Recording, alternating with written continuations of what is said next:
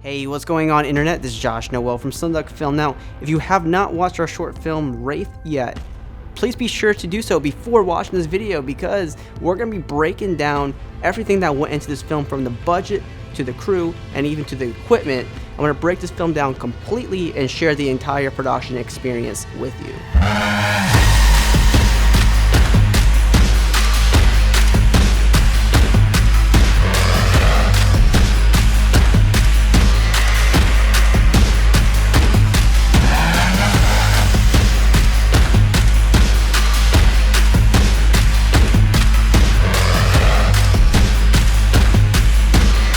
Wraith is the biggest film that I have produced in my span of creating short films, and it's been the biggest budget, it's been the biggest crew, and the most ambitious project that we've put together. Action. Chris, it's me. Chris, it's me. First, I want to talk about the budget and how we spent it, because not too many people on YouTube that make short films dive into what a film costs and how they use it. So our total budget for the film was $1,500. Now, when you consider that among bigger productions, that might not seem a lot of money, but when you consider the fact that short films don't actually make their money back, you don't really want to spend way too much money. So $1,500 was definitely a new experience for me, and I want to break down how we spent that $1,500. So obviously the main portion of our budget went to our cast and crew for a grand total of $0. Yeah, so no one got paid on the project, so that means the other $1,500 went to other areas in the film. So about $800 went to the location that we shot at. We rented an Airbnb, and the reason why we rented a house instead of using one of our own homes is because, one, we needed a location that actually looked good for the film, and we also needed a location that would be okay with having a handful of people, on location, instead of borrowing your friend's house or shooting your own home and you're going to have 20 plus people in your home. That could be a little bit overwhelming. So about half of the budget went to location, but a location has a huge role on your story and also can help with your cinematography if you have a great location that fits your story. And we had this location for 3 nights, and there was a lot of open space outside where we shot our last scene in the film, so everything was all in one location when we shot this film, which is awesome, especially when we're shooting a film with so much detail into it. We don't really want to be driving around the town to new locations. We keep everything together, and it was pretty easy to shoot at that location.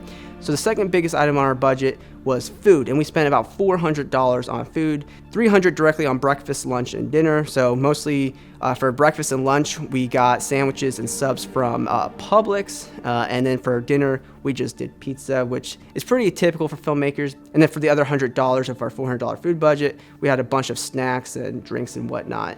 And also some vegetable platters as well. But we try to keep our food somewhat on the lower budget because, we had to feed about 15 plus people. We have our cast and crew, and on a film set, you got to keep everybody, well fed and have food constantly, so no one's going to get grouchy, because it can be very easy to get irritable if you're hungry on a food set. You don't want that. So we spent about $400 on the food budget for about 15 to 20-ish people, depending on what day it was. And then we spent about $200 for props and wardrobe for the film. So that's, what the actors were wearing and some of the props that we used or didn't even use. But you got to make sure the story has what it needs. And also for about the last $100 of our film, I got an extra hotel room for some of our talent, because we had a lot of people come from out of town. And one of the reasons why we rented an Airbnb, one of the main reasons why we did, is because we knew we were going to have people coming from out of town, because I'm located in a town that doesn't have a film community. So I have actors coming from Orlando, Jacksonville, and then we have pretty much half of our crew come from Jacksonville. So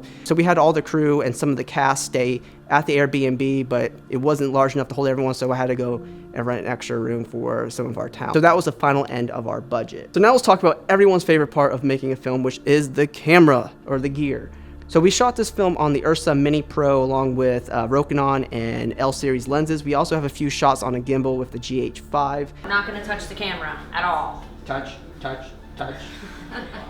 But nothing too crazy in the camera gear department. And for the lighting on the film, we mostly use the Aperture 120D2, along with a few other of their lights and a few other off-brand lights as well. And we did our best to keep things simple, kind of figure out where the light motivations are, enhanced window light by, throwing in the 120D2. And the only time the lighting became more in depth is when we did our last fighting action scene inside the house. In this situation, we had a handful of shots that we had to shoot and a lot of coverage that we had to get, a lot of wide shots. And so in this case, we pretty much lit the entire house, and we lit it from more like the outside of the house. So we had lights, coming in through the windows, and we just wanted to keep it simple. So we had a lot of space to film our action and just keep it simple. Even though film gear can be fun to talk about, to me, it doesn't really matter that much as long as you have what you need to help tell your story. And we just had enough tools to help tell our story, and that was all we needed. So lastly, I want to talk about our production crew and the cast. And this is by far our largest production crew that we've ever had before. We had I think over 10 people on our production crew, along with some great help in post-production. So first off, this film was co-produced, written, and directed by my friend Alexa Went. She directs all of our short films and also does the writing for them. And I co-produce and do the cinematography on the films. And typically, we only have about 2 or 3 other crew members when we make our films in the past. But this time, we've opened that up and we had a lot more people. So for example, this time we had Emma as our first AD, who was a huge help in just keeping us on schedule. I never really knew how much of a help just having a first AD, making sure that production is flowing and it never stops and we don't get behind. Just making sure we have that back of our head, because you can get carried away with the details, but having a first AD is going to keep you on time. And if we did not have a first AD, would have been more of a disaster, because we filmed this in 2 days. And this was the first film where I got the chance to work with a gaffer.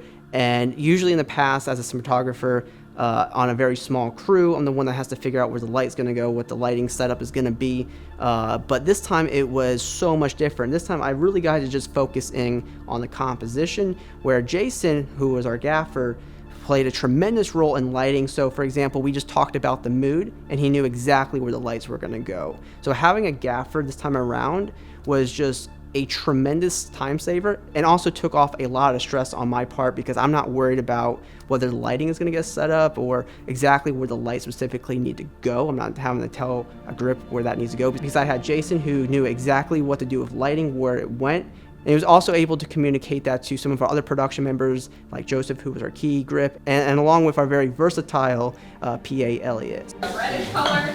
Why would you be bleeding?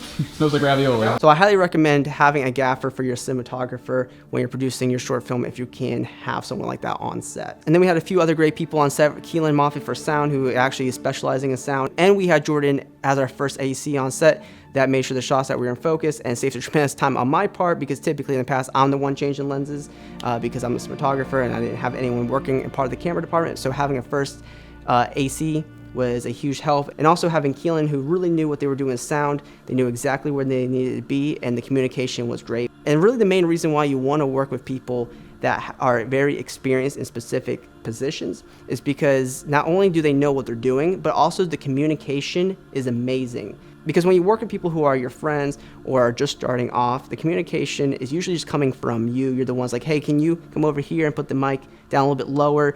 But when you work with people that know what they're doing and they're really good at it, they're the ones doing what they can to make the experience even better. So whenever you get the opportunity to work with people that know what they're doing, bring them on set, and you will be thankful for that. And for post-production, I want to give a huge shout out to Britt McTamery, who did our sound design. It's the first film that we've done that had actual sound design done to it. And also a shout out to my counterpart, Josh, whose name is Josh. That's why he's my counterpart. He did our BTS. He's editing this as well. So hi, Josh. So we got our music from the MusicBed, and the MusicBed has, in my opinion, the best library of music that you can get for your films, for your commercials, for your video projects on the internet. And in the past, the MusicBed has been a platform where you can only buy one track at a time. But now they have a subscription program where you can download as many songs per month as you want for all your projects. And I'm very happy that we got to use the MusicBed soundtrack for our films for this one, because it was absolutely perfect and very easy to find the songs that fit our project, because these are the top quality tracks out there on the internet. So if you want to check out the MusicBed, I will drop their link in the description, and you can take a look at their subscription deal along with their amazing tracks. But up to this point, this has been the biggest project that I have produced, not just because the production crew, the story, the budget, but also the post-production. We had a lot of VFX that we had to do as well. So this was just a lot of new things at different levels, and just as the process of making films, you just keep bumping that bar, you keep getting better throughout the years, and you keep doing projects at higher levels. So if you still haven't watched Wraith, but you watched this video, be sure to check that out. That's in the description. But thank you so much for watching this video. And if you're new here, be sure to hit that subscribe button because we post multiple post-production tutorials every single week right here on the channel. You can also hit me up on my social media networks. Those links are in the video description. And always, be creating.